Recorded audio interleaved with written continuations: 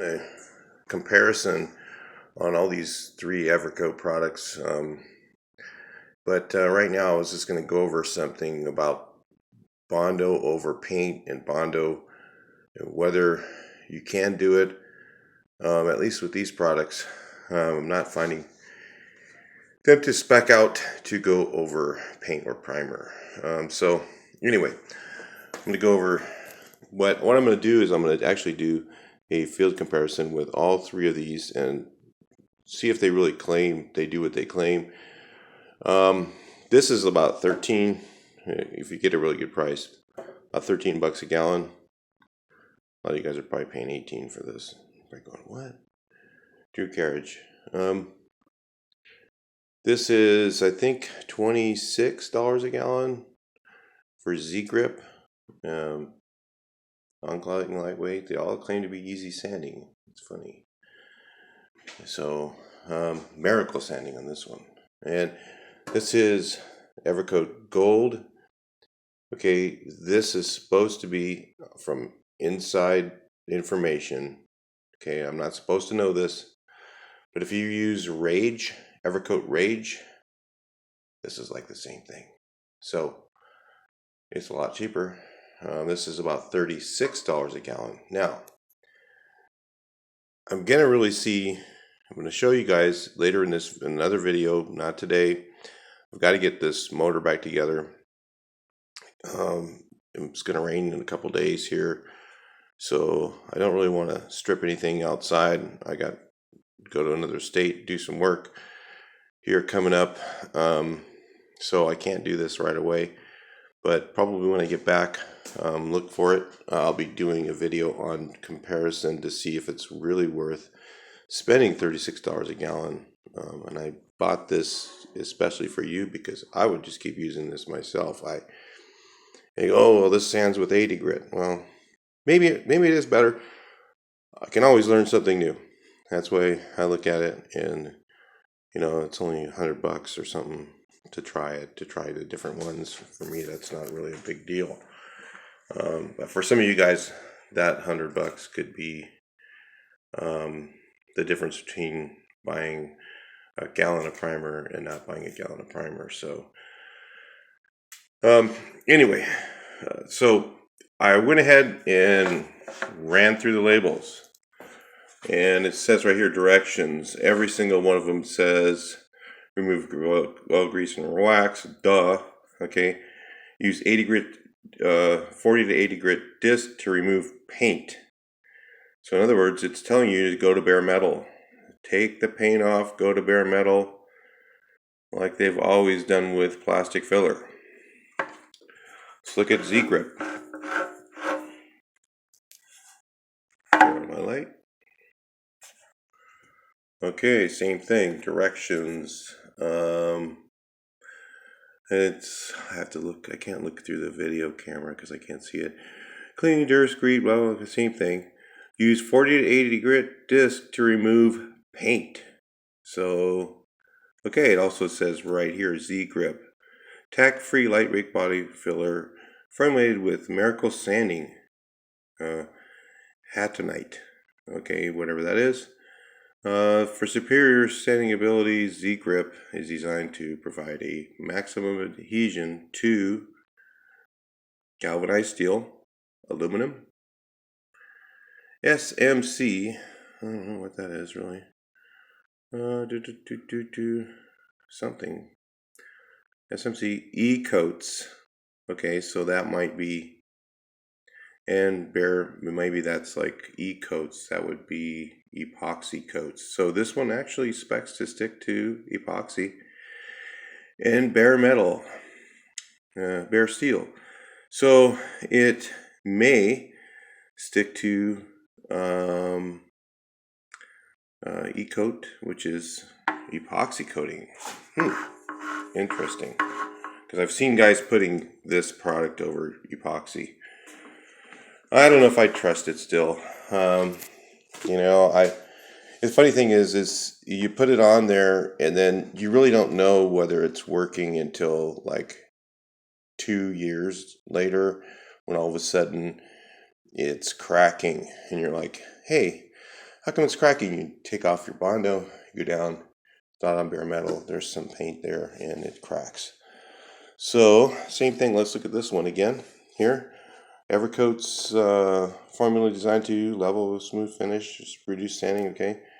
I'm looking for the, okay, it says here, can use scratch swelling, okay.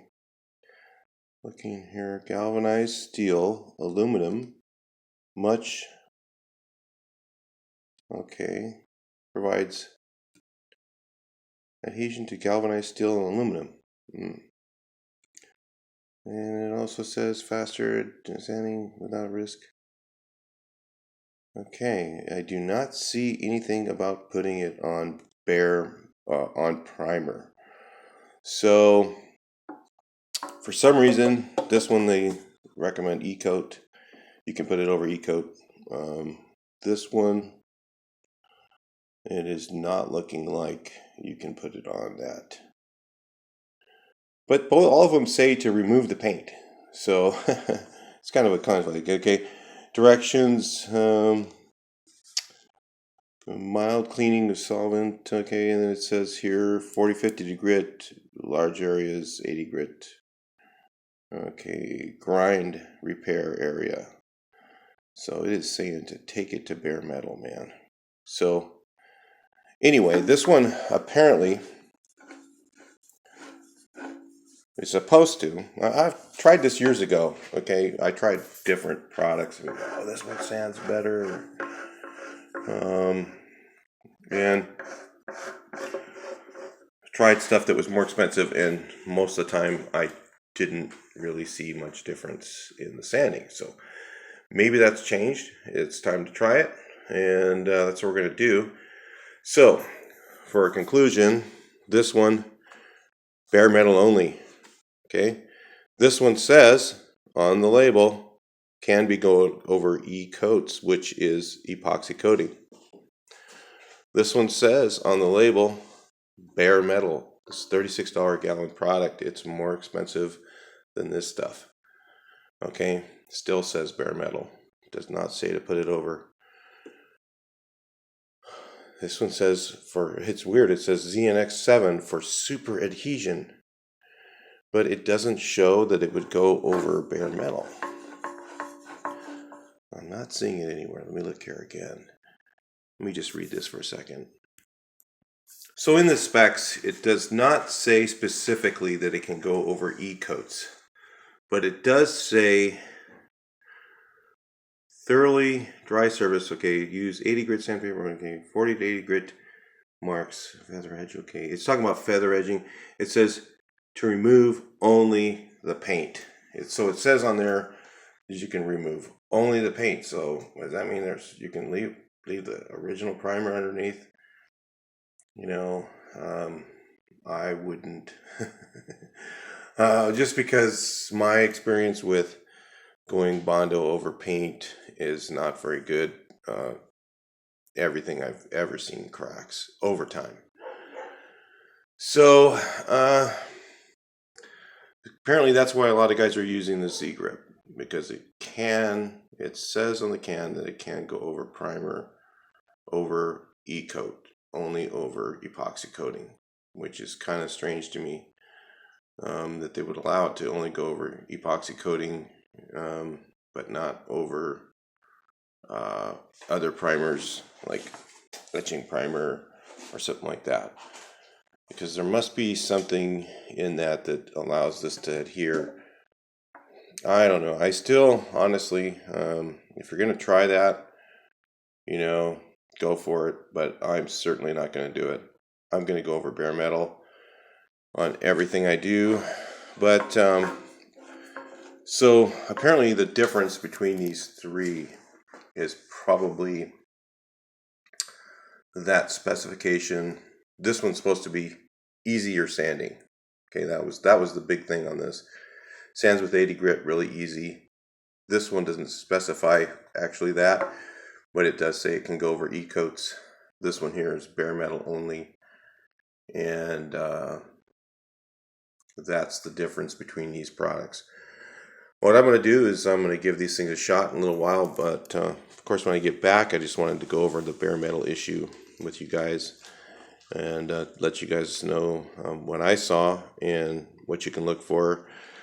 They do have, I know that there is a product out there that you can put over, they say factory finish paint. In other words, they don't want to tell you that they can put it over, a repaint because it may not be properly adhered.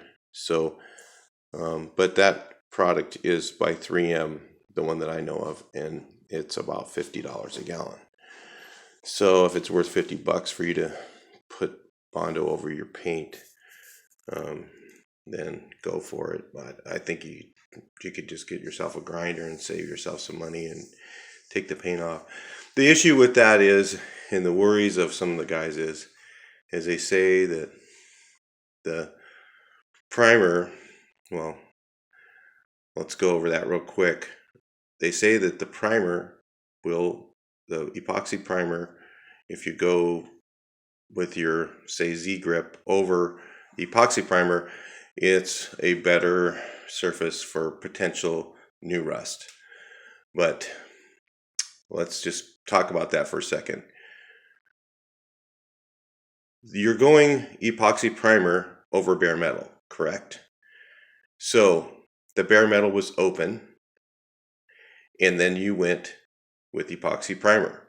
If it was open for any period of time, hour, day, if it had stripper on it, if you wash the stripper off with water, either one, stripper has water in it, you've got moisture in your metal. You're going to have it there. So it's either going to be underneath your epoxy primer, or it's going to be underneath your plastic filler, or it's going to be underneath, you had bare metal, duh.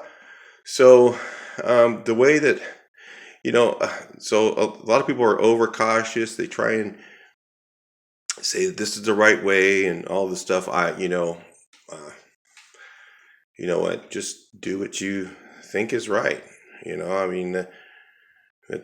Be realistic about it and think about the fact that the car was bare metal at one point and now you've put something on it. So whether it was epoxy primer first or it was filler, the objectivity of it is that the filler is porous and the filler could have gotten water in the filler. But the way I look at it is, if you filled it and then you sanded it right away, you didn't have water in it, right? And you primed right over that, and you didn't leave it outside to rust. So if it was sealed with a good primer, like if you used, epoxy primer over your filler, then I don't see a way that water could have gotten into the filler itself and caused the metal to rust underneath it. So those are just things to think about.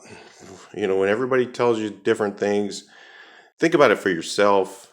Come up with your own way to do it. But I'm going to do a sanding comparison between all these, and just to show you guys if I think that they actually sand any better than this one. For $36, that's a lot more money than $13. And this one at $26 is two of these. So 3 times the amount, 2 times the amount, one, I don't know if it saves you enough time. I mean, if you're a production shop, it and you're doing it every day and stuff like that, and you increase your volume 50% or 30%, then it's worth it, to spend the extra time. But at home doing your own car, I'm not sure. I'm going to go over that stuff. We're going to give it a comparison here soon and then see what the actual difference is. But as far as going over bare metal, I would go over bare metal, but this product does spec that you can go over. I'm sure it's roughened primer. It does say to have it sanded with 40 to 80 grit. So there it again. You've sanded your primer with 40 to 80 grit. Guess what happens when you sand it? It opens it up. Now, it's no different really than going over bare metal. Because if you've opened up the primer so that this will stick, now it's open all the way to the bare metal. So the theory of that is, to me, a farce. I would just say if these two are the same as far as sanding goes, I would not use this. I would go right to this, because it's just, to me, it's kind of pointless. Unless you have like little places where you couldn't sand, like down in little, where you had like a low spot and you just can't get in there and grind it down to bare metal, you might want to put this on, just to be safe. Maybe it works a little bit better as far as that goes.